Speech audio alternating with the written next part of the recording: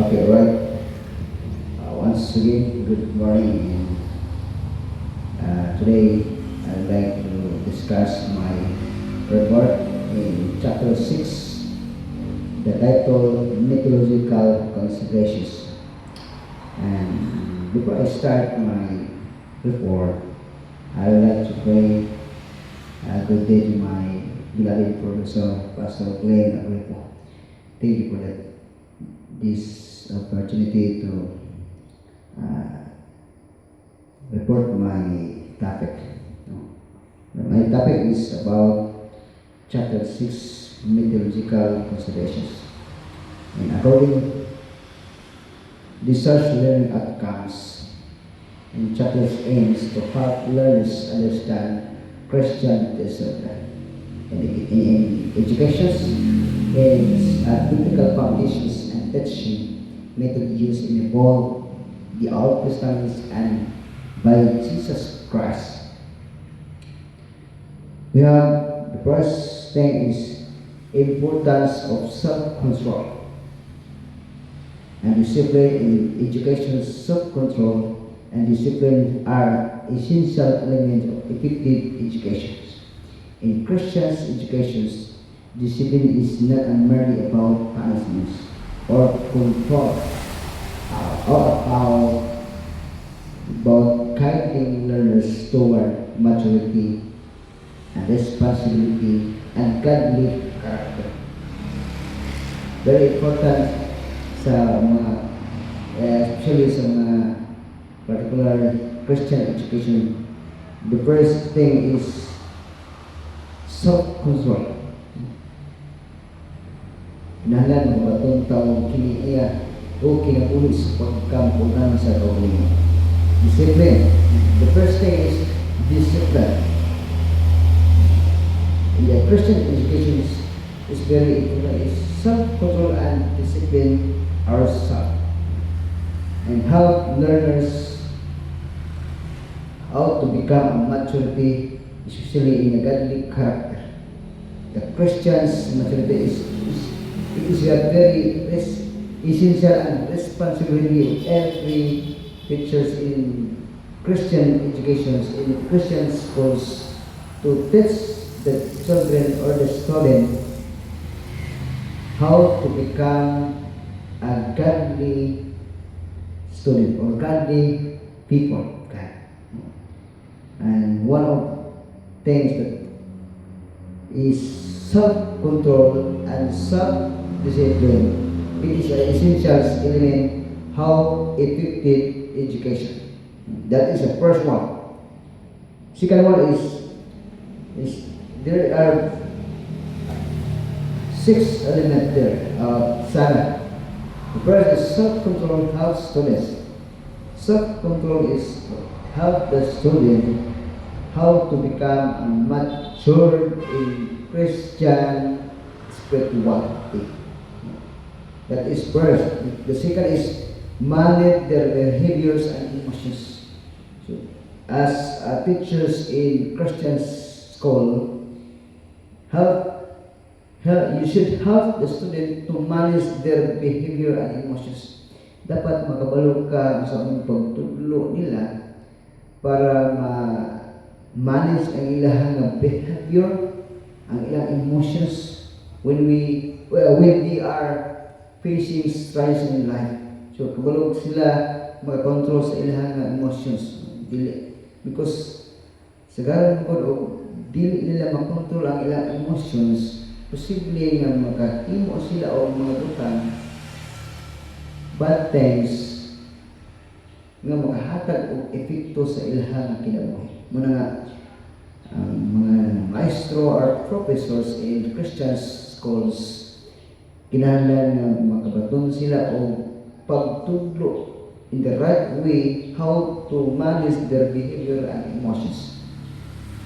The third one is make wise decision. You have the student make wise decision, because a lot of the student nowadays they easy decide, they quickly decide.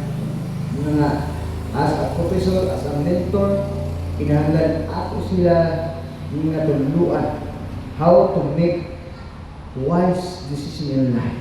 Because kaya nga maka-decide na ka, when you decided, dilian mo bakto. So muna nga, as professor, as mentor, we should teach them how to make wise decision in life. The fourth one is develop responsibility and perseverance. This is very important na ato i-develop ang ilahang responsable nga pagkatao. As a Christian, ato silang matuluan kung how to develop their responsibility. Like a Christian belief. As a son of the Adventist, matuluan nato sila. Example, how to stand the Sabbath. If there are a lot of activities and compromise the Sabbath day, so kinahanglan nato siya na let's get it sa mga estudyante how to stand and how to develop our responsibility and perseverance. Usa sa mga butang ikalima, grow in moral and spiritual maturity.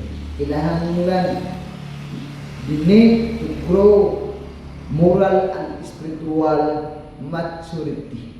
Because nowadays, ang atong kalimutan karon perti nagyud nga kalisod. Muna nga kinahanglan sila mag-grow diha sa spiritual maturity. Kay bisan unsa nga mga trials, mga difficulties, mga circumstances sa ilang kinabuhi, makabaton sila og pagbarog. Because ang ilahang moral and spiritual maturity is nagatubok diha sa atubangan sa Diyos. And 6, discipline provides structures and directions. The katungod or ang who provide the discipline provides the structures and directions. As a structures, as a mentor, kita gyud ang mo provide or mo hatag kanilang lektura in the right directions in discipline. Disiplina nato sila sa ato disiplina pinaagi sa teachings sa Bible and teaching of Jesus Christ. Muna nga disciplines provide and structures and directions. Mag-provide ito ang tanan na hustong butang o disiplina para magkinabuhi sila na uyon diya sa tubangan sila. And the last one is without discipline, learning becomes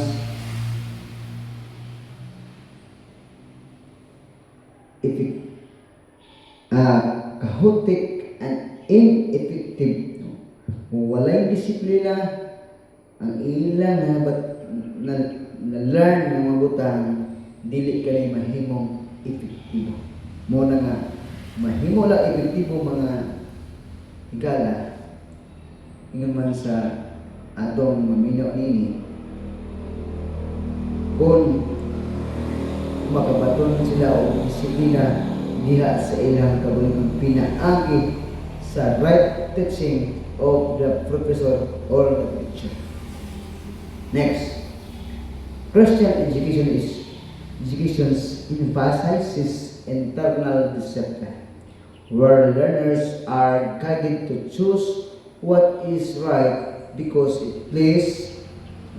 The Christian education is emphasized internal discipline. Internal, where learners are guided to choose what is the right because it pleases. Makabalugid ang mga learners pinaagi sa giya nga mopili sila unsa ang sakto nga buhaton. What is the right and places. Muna nga importante nga matuluan sila diha sa Christian education niya ma-emphasize yun ang internal discipline, lalong o kinailanman nga pagdisiplina sulod sa atong espirituhanan nga pag-alakay, where learners are guided to choose what is the right in places. Second one is God, not simply to avoid punishment. God, not to simply avoid punishment. May mga panahon nga ang Ginoo diha sa Proverbs, in Proverbs teaches that corrections help shape character. Masakto, mahulma ang atong kinaiya. Muna nga kining mga ginikanan ila Christian life, mga hinahanapahan, nagkinahanglan sila o pagdisiplina. The right Proverbs and Hebrew books teaches that corrections help shape character para mahulma gid ang ilahang kinaiya diha pagdala sa kinabuhi sama kang Christ o Kristo. They explain that God disciplines His children for their good. Ginoo nga ang disiplina sa Ginoo ngadto sa ilang kabataan.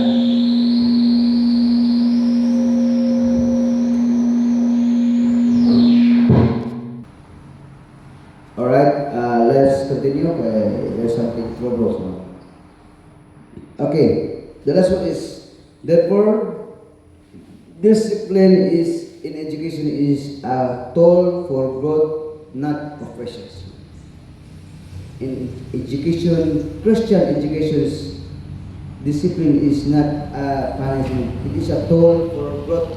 Usa kani ka mga butang or gamit para mapatubo nimo ang ilahang espirituhanan nga kinabuhi. To grow, not oppressions. Muna nga, importante, discipline is very important in Christian home, Christian school, para ang mga estudyante makabaton din sila o kinabuhi like Christ through punish or not a punishment. It is a discipline tools. Okay, right. Next, goal of Christian discipline. Goal of Christians. Sa itong mga goal? One of the goal of the Seventh-day Adventists mag-develop ang ilang kiniya sama like Christ character. Mao gid atong goal nga makabaton ta og kiniya sama kang Christ, nga kung si Christ nagabaton og papailom sila kabalingon, be humble like Christ. Yes, that is goal. Makabaton ta og kinaiya sama kang Kristo, makabaton sa taong kalawasan.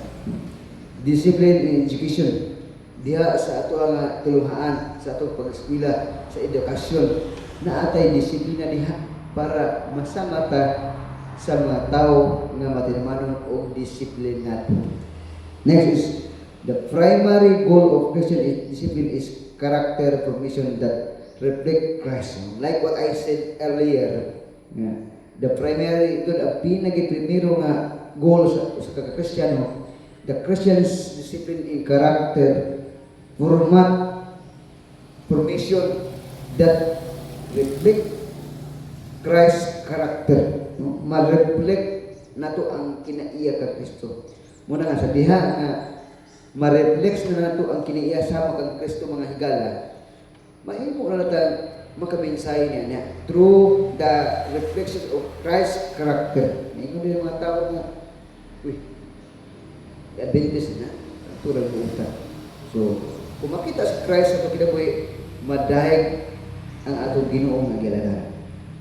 Next, Christians' discipline is seek to lead student toward obedience to God. Kanang Christian discipline is seek to magdala, maghatod, magtudlo sa mga estudyante toward obedience to God.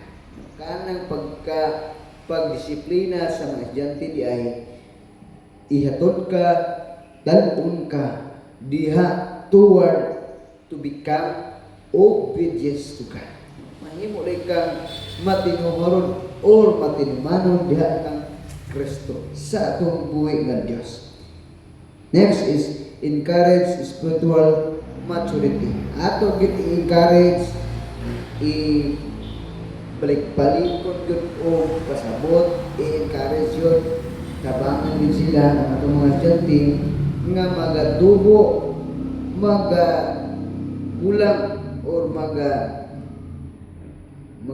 mature ang ilahang espirituhanon nga pag-alagad diya sa Ginoo. Naman kay usa sa mga way or usa sa mga key nga makahimo ta sa pag-stand even in the difficult times, makahimo ta sa pag-stand diha sa ato nga pagtuo diha kang Kristo kun makapatutag encourage and spiritual maturity diha sa Christian education and from our professor, from our mentor. Okay, next is develop Christ character. Kinahanglan atong ma-develop ang Christ character, kinaiya ng Kristo. That is a very important mga pinaka-importante gid nga ma-develop kung unsa man ta kanyanto, kung unsa man atong gagawon, what happened before. Christ want to turn into a likeness of Christ. Kinahanglan mo reflect ang kiniya kang Kristo sa diha nga makabatong tao develop Christ character. Next is restore rather than punish. Restorations, i-restore na to, ibalik na to ang kinaiya, ang hulma sa kinaiya sa tinuod ng Kristiyano. Mga higala, mga igsoon, ato mabalik, paghulma ang tinuod nga karakter. Muna nga, ang pag-punish or ang disiplina dahil is not about punishment. It is not considered a punishment. It is a restoration. How to live Christ's character, how to back that or return back the Christ character. And then, the last one is train learners to live responsibly in community. Ato matudloan ang mga learners, mga estudyante to magkinabuhi nga responsible sila diha sa atong komunidad. Mapakita kinila ang tinuod nga hulagway sa pagka-Kristohan. Muna nga, train learners to live responsibly in community. Responsible in community. Next, unlike secular discipline that often focuses on behavior control. Ang mga circular sa pagdisiplina, nagtuyok lang nila, nag-focus lang nila sa behavior or control. But Christ's discipline emphasizes transformation of the heart. Ang kinaiya sa pagdisiplina diha kang Kristo emphasize formation of the heart, mausab, ma-restore atong kasing-kasing, like dili pareha ni disiplina, dili pareha sa disiplina sa not Christian discipline. Gikuan lang na mahadlok lang sila tungod kay nay masuko, nay mandatos. But unlike Christ discipline is, Christian discipline is learn din sila, mausap din ilahang dagan sa kinabuhi, mausap ang ilahang kasing-kasing to change and transformation of the hearts. It aims to help learners understand why certain behaviors are right or wrong based on biblical values. Muna nga, matudluan din sila sa ilahang nga pagkinabuhi, makorek din ilahang kinaiya through biblical thesis and values. Nga pinaka-importante na ila kining maler. The ultimate goal is is discipleship, not compliance. Dili lang ni compliance kanang requirements lang, kundi the ultimate goal is discipleship.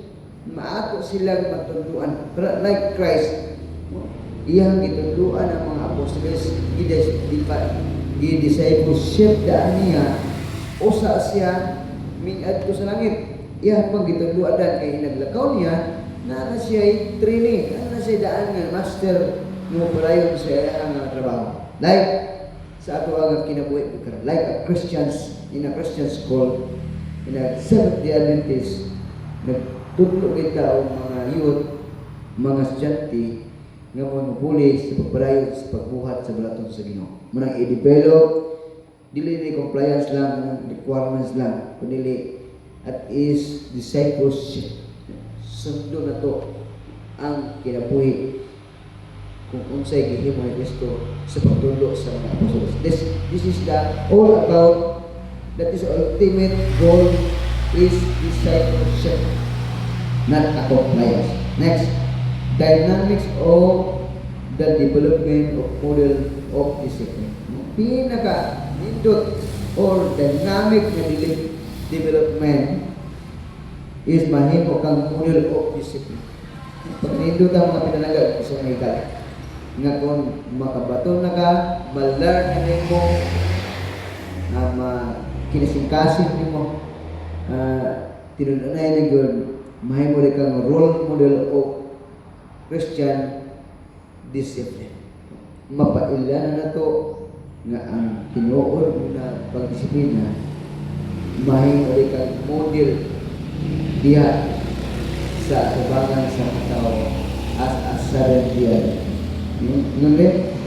Development model of discipline views discipline as a process of growth rather than one-time actions. Ang pag-develop as a model of discipline is a views, makita ni sa mga tao ilan ni pananaw ng disiplina as a process, usang kani ka proseso nga magahimo ka sa pagtubo labaw sa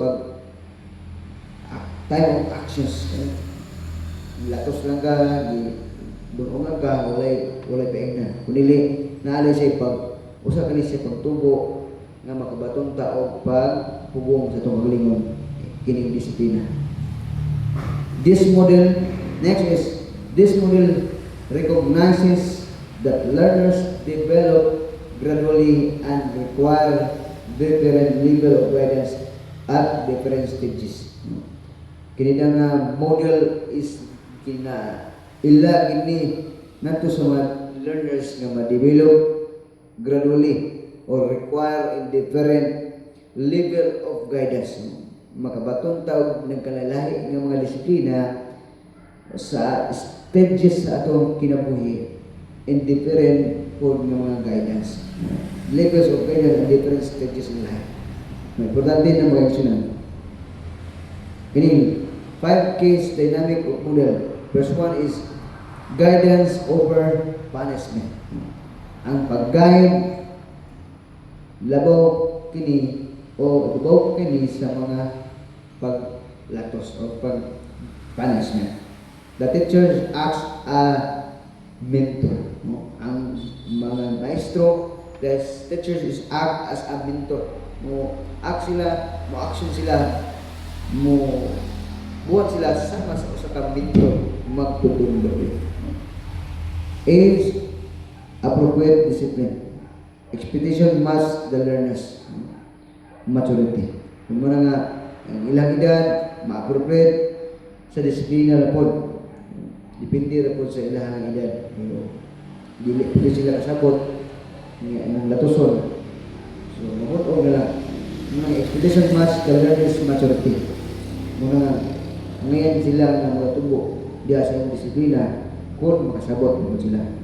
Next is internal motivations. Learners are encouraged to develop self-discipline.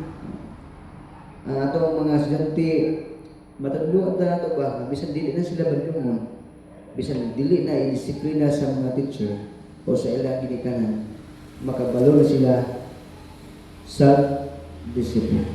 Internal motivation, sila na lang. Sila lang yung motivate sila ng kalingon.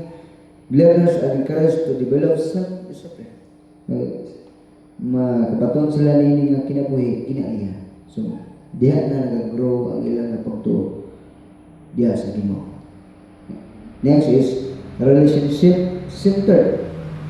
La sentro ang pag mga relasyon. Discipline happens. Discipline happen within a caring relationship. Doon na ginay akong impact mga kaisanan kung ang disiplina doon na po caring relationship. Kaya din pag disiplina is a caring way nga mahimo nga ang ilang relationship is more stronger than. Next is restorations and growth. Ang pag-restore and pagtubo. And the goal is learning and transformation. Ang pinaka-goal mga pinalangga sa higala mao ang kat-on o pag-usap, transformation. Mausap na ka, matransform gikan sa imong pagka-supakiro, pagka-disobedience, pagka-unfaithful, ma-develop into a transformation to become a faithful servant of God. A faithful student, faithful son of daughter, their parents. So, muna, pinaka-importante, muning goal. The Old Testament in pedagogy is identification of Old Testaments. Pedagogy refers to the methods. Kini usa sa mga paagi mga leksyon ng mahigala is God used to teach His people in the Old Testament era. Kini diha sa karatugon himo gini ang mga maagi how discipline the people in the Old Testament. God used text gamit ni Ginoo to teach His people in the Old Testament era. Game features include the law, Torah, or storytelling history, memorization, and repetitions. Muna nga ila gini i-memorize, i-repeat, storytelling para ila gini ma-capture, ila gini masabtan pag-ayo. Next is discipline through corrections. Ang pagdisiplina pinaagi sa correction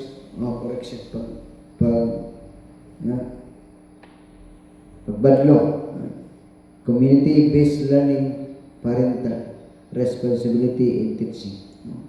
Ang disiplina mga kaibigan is pinaagi gina through correction in community based on learning, parental responsibility in teaching. So, gilikanan, guide sa gilikanan ilang learning parental. Sugod din ang ilang learning gikan sa ilang mga gilikanan o may mo siya responsibility in teaching. Ilang gini responsibilidad ang pagtudlo. Education in Old Testament was deeply connected to daily life worship, obedience to God. Education is in the Old Testament was deeply connected to daily life. Dunay kabahin o kabahin ka na sa ato ang matag-adlaw dunay lalong na kabahin or connection sa matag-adlaw na itong kinabuhi sa pag-ampo and obedience to God. Mahimo tang matinimanon, matinoon diha sa Ginoo. Next. The discussions of Old Testament's pedagogy is Old Testament's teaching focus on passing faith from the generation to another. Kini nga mga kaibigan ng Old Testament nagtudlo, nag-focus kini sa pagtabok diya sa pagtuo gikan sa usa ka generation to another generation. Parents were the primary education as seen in Deuteronomy 6 chapter 6 verse 6 to 9. Ang mga ginikanan mao sila primary or primero mga himo sa pagtudlo, mahimong educator, mahimong teacher sa ilang mga anak. Ano naman, where families were instructed to teach God's command continually. Ang mga ginikanan, mga pinalaga, higala, maugi una nga magtudlo sa ilang mga kabataan how to follow, how to obey God's commandments. Kung dili sila kabalo, di na ito matudluan gikan sa panamalay from sa ginikanan. So, gusto sila tudluan po diha sa school, kaya naman di sila matudluan sa ilang ginikanan. So muna nga, the primary educator is our parents. Tudluan sa mga parents ang ilang mga kabataan para mahimo nga sulundon diya sa Ginoo. Where families were instructed to teach God's command continually. Padayon good. Continue good. Muna nga, nowadays, ang mga ginikanan, wala na may kabana, wala na kayo, mga higala, wala na kayo sila nag-matter, wala na kayo sila nagtudlo sila mga anak. So, pag-obey sa 10 commandments sa inyo. Muna nga, nowadays, is very different before. Muna gusto sa Ginoo, ibalik, restoration, magtudlo, nagbalik, nga ipasunod ko ang 10 commandments para ang kabataan, makabaton sila, kinaiya, kinabuhi, sa pagsunod sa napulo kasugod. Okay. Dito, major characteristic, kining major of characteristics. The first is law-centered, the law-guided, moral, spiritual, and social life. Kaning balaod, the law, nagiya kaning nila nga makabaton sila og moral, spiritual, and social life. Kung wala sila matindui diya sa balaod sa Diyos, dili sila makabaton ng moral and spiritual and social life.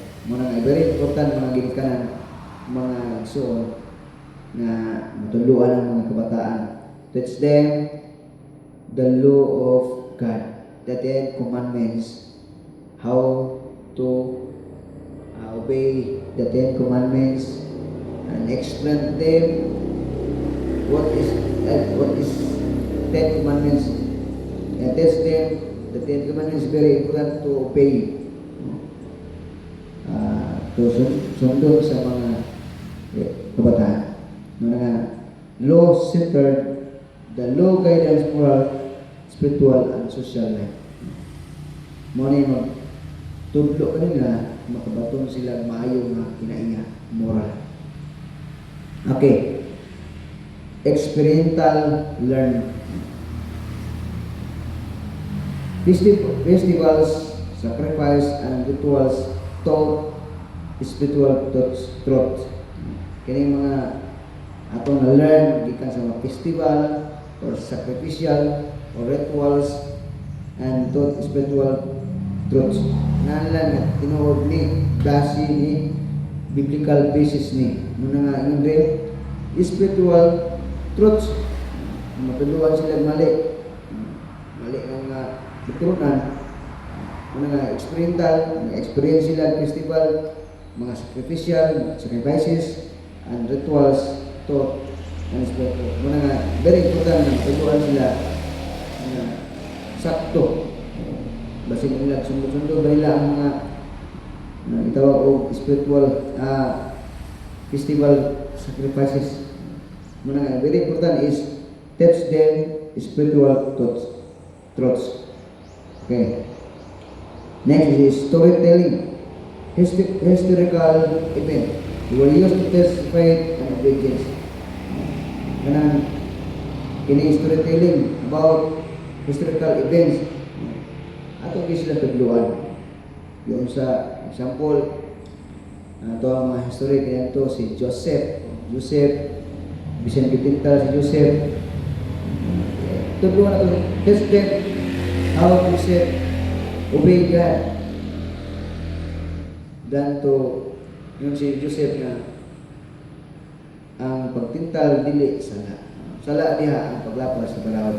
Muna nga gitintal siya sa asawa sa Potifar wala siya na dala doon kay si Joseph matinumanon diya sa Ginoo, faithful sa Ginoo. Muna nga telling the historical events were used to test faith and obedience.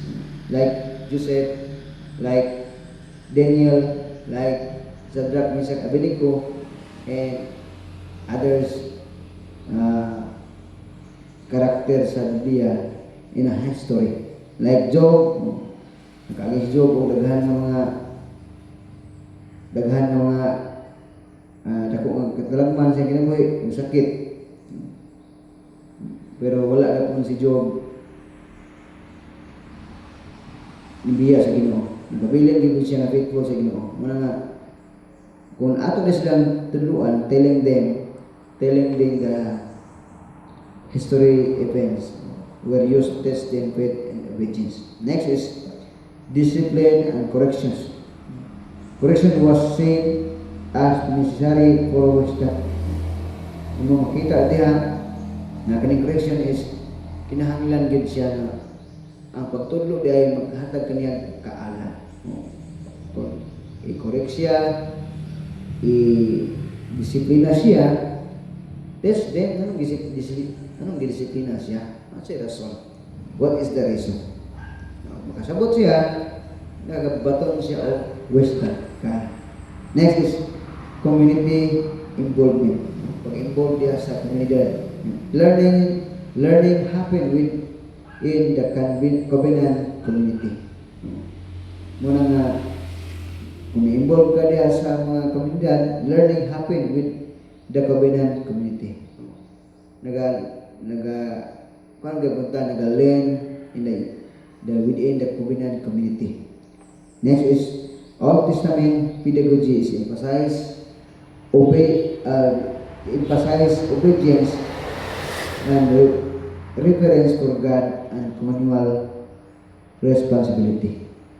Next, Jesus' pedagogy is identifications and explanation. Jesus' pedagogy is represent the perfect model of teaching. He taught not only with words but through his life. Ang pinaka-the best nga nahimo na tong explanation or nahimo na tong represent the best model the best model is Jesus. Ito wala na siya nagsulti mga igsoon, not taught only but his word but through his life. Nagkinabuhi na gid siya.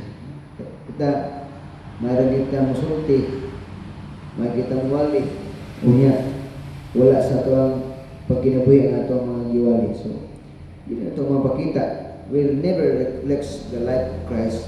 They never send Christ our life if we good in teaching, good in preaching, but in actions or real life is very different from our message. No, mo na nga importante kayo mga igsoon nga atong mapasabot or ma-explain unsa ka importante ang kinabuhi ni Kristo nga atong mapakita kanila. Muna nga key teaching methods used by Jesus.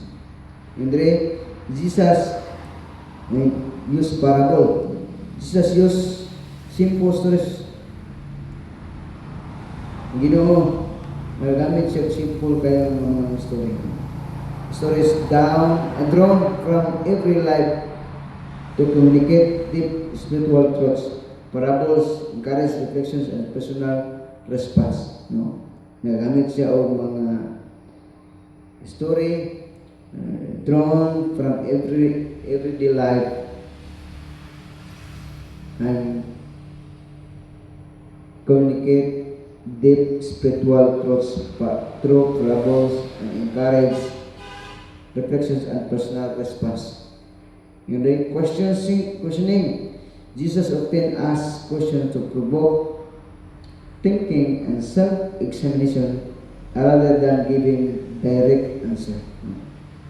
Muna gamit pa siya ang mga parabulo kaysa i-direct niya tubag.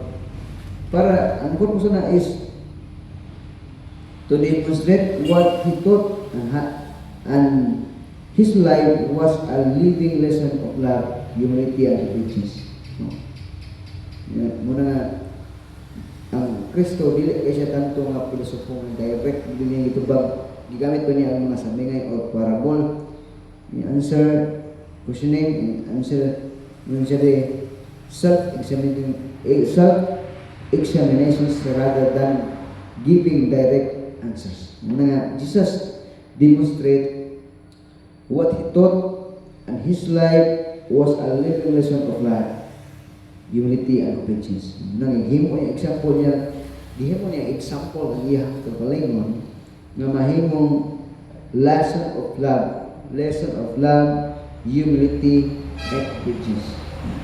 Mahimo mga siya nga mahikala nga ang kinabuhi ni Kristo madako gid niya ang love, lesson of humility, lesson of love, and obedience. In relationship based teaching. Relationship nagbase sa mga pagtulong. He taught within close relationship, especially with his disciple. So diyan nagtudlo siya sa mga disipulo na kabaton sila close or maayo kay nga relasyon through his disciples, mga disipulo ni Kristo. Muna gid nga atong himuon is kung maayo kita musulti nya wala tay maayong relasyon ngadto sa atong isig katawo, example diha sa atong panimalay, matong ginikanan, atong maayong suon, atong balang asawa, dili tayo maayo nga magtutudlo. We are not good in teaching, not good teacher or evangelists or teachers sa gospel. Kaya naman, he taught with close relationship, especially sa iyang mga disipulo. Sa atong mga kauban sa trabaho, nga co-workers, dili na ito matagaan ang maayong na relasyon. So, how to become effective? Muna nga, importante yung si Christ, maayo yung relasyon. Suot na relasyon diha sa iyang mga disipulo. Okay. Compassion and restoration. Jesus corrected with love. Lahat din yung koreksyonan ka mga igsoon, kasabaan kang mayo. Mali na mayo. Magbugo ka. Hindi na maayo naman. Duluan na ka. But Jesus Christ, very the best ang mo correct mga igsoon siya. Jesus corrected with love and restore those who failed in possessing and transformation. Ang tao kung i-correctional nimo ang yano, simple with love, dali nila ma-restore, dali sila matudluan, pero pasakitan ng istorya, bugo kayo ka, kakamao, bilang matudluan, di kakamao. So muna nga, the best compassionate restoration is Jesus corrected with love. Practically kayo, batayan ang ginatot ng mga kinaya, dali kita mga correction, direct to the point, mali ka, hindi na maunumang mo, nga, daghang kayong mga tao. So very important mga igsoon, na atong ma-correctionan sila with compassion and love. The noon na correction mga igsoon, doon na ginigugma. Himo sila restored, they restored, those who failed in possessing grace and transformation. Mausap, makorek sila, makorhihan sila, o mausap ang ilang dagan sa kinabuhi. Pinagi sa maayo mag-correct. No? Correction is not a bad thing. It's the best things na siya. Unang inunang diya sa Proverbs na ang mga magilang mo, dali na kayo matuluan. Pero ang mga buwang-buwang, dili matuduan. Muna nga kung ibati na to nga mag-ilamon ta, we are wise, woman and man, accept the corrections and we will restore and transformations will come ourselves, our life. Next is contextual teaching. He taught according to people, needs, situations, and level of understanding. No? Muna nga, very important kami nga tumasok ng mga pinanagason. Nakita tanan, we are different situations, level of understanding. Muna nga, di na ito iparihay. Kasi siya bright, madali itudluan. Kasi siya bugo. Muna nga natay level of understanding. Kinahanglan na to. The teachers is, you should discover the level of understanding of the student. Muna man kay, muna usa sa mga makahatagan niya o ang diversity pagkalahi. Lahi po ta, diversity mo ta, di po ta pareho tanan. We are not the same o kaalam, utok, o understanding. Muna nga, as a effective teachers, we should look the situations or evaluate the level of understanding of the student. Muna nga, kinahanglan nato silang masabtan kung asa sila dali pasabton in a simple way para masabtan nila. Atong ibagay po sa ilang level of understanding. Muna nga natay evaluation para ma-evaluate nato ang mga estudyante, nato ang mga learners nga unsay ano nilang itudlo para yano nilang masabtan. That is very important mga pinag-ison ang level, discover the level of understanding. And he taught according to people's needs. Ngayon, hindi na to, sumala to sa ilang ikinahanglan. Okay.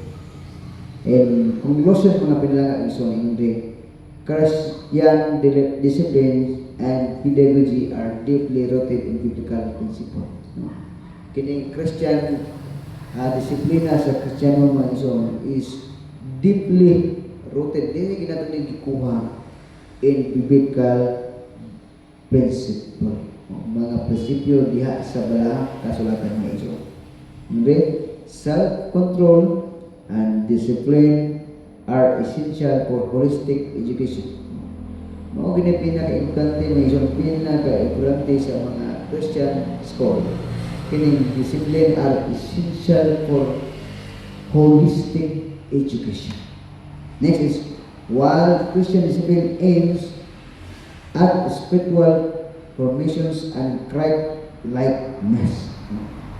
Muna nga, Christian discipline is usa kini kasing-kasing aim sa atong spiritual na formation and ilag na to Christ likeness ang niya o kahayag pagkaparihan ng Kristo like Christ character. Ngunit the development of model of discipline highlights growth and restoration. The highlights din mga pinangang-isuon kining disiplina o ang pag-restore or restoration.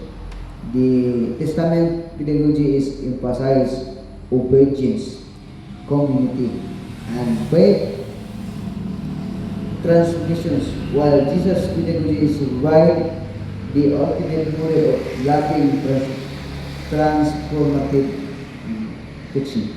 Muna nga, dunay we call loving transformative teaching. You need to gather these approaches from a strong foundation for effective Christian education. Mga pinalanggang isuon, very important pinagkasabtan na kining disiplina diha nagsugod sa panimalay O pag ako sa eskwelahan, ang mo guide, mo hatag kila gusto,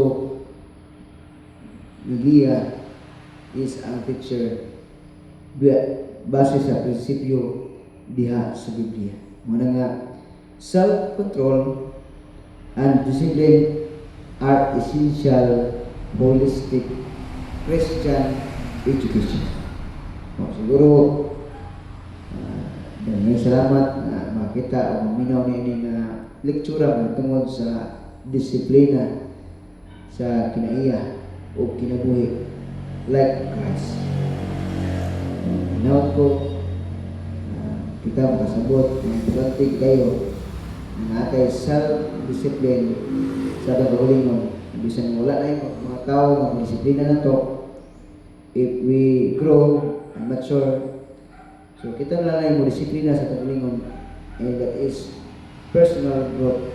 Nagatubo ta sa itong personal na pag-alagan. Wala na yung mga tao na nag-agiya ka na to. Usa sa mga butang ang mga maestro, nagtutulog din siya makaraghan ng panahon. Especially sa mga Christian education. Tudlog nila ang prinsipyo diha sa Biblia para mapakita, mapaila the essential for holistic Christian education. Mga kanan ng ilang descent, ng ilang anak dito sa mga Christian education and Christian school because gusto sila na makabaton na lang anak o kinaiya. Kumat sila pag-eskwela, nahimo po sila malamposo. Diya sila pag-eskwela nga nagatubo ang ilahang Kristohanon nga pag-alagan, spiritual maturity. Also sa mga benefits sa mga gidikanan nga ilang ipadala ang ilang mga anak nito sa mga tinuhan sa school is makagraduate sila na dala pa nila ang spiritual maturity and growth, pagtubo, restore, and to align their behavior. Mahimo po sila more closer to the Creator. Matuluan sila sa maayong magkinaya, harap sila magkinabuhi. Manang inunda sa Proverbs, na bisan asa sila magtuhod, teach the child, bisan asa sila magto, dili na sila makalimot sa ilahang mga nakatunan. Daghang salamat. Thank you so much sa akong professor, Pastor Glenn Gripo, sa mga gihatag ang chance na mahimo ko sa lecture mahitungod ni topic chapter 6 in mythological consideration. May God bless us all.